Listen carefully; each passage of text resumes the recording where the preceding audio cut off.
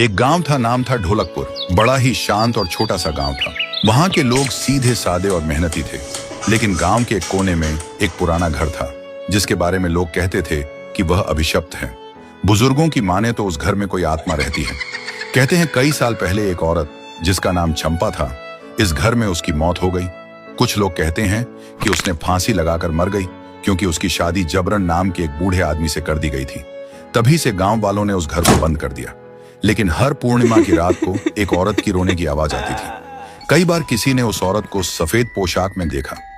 एक दिन गांव का एक नया लड़का अर्जुन, जो इन बातों को अंधविश्वास मानता था, उसने ठान लिया कि वह उस घर के पास रात बिताएगा। उस रात पूर्णिमा थी। अर्जुन ने टॉर्च ली और घर के पास जाकर बैठ गया। शुरू में सब ठीक था, लेकिन आधी रात होते ही अचानक ठंडी हवा चलने लगी। उसके टॉर्च अपने आप बंद हो गई।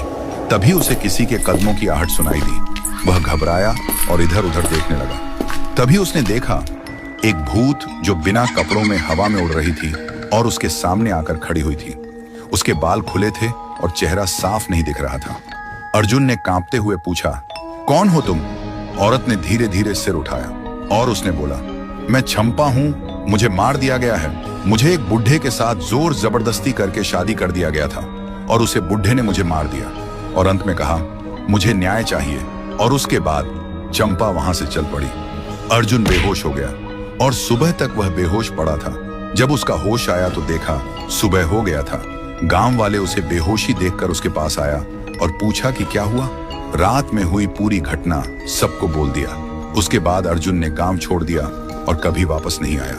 और तब से कोई उस घर के पास नहीं जाता। अब भी हर पूर्णिमा की रात घर के पास से एक औरत की सिसकियों की आवाज आती है।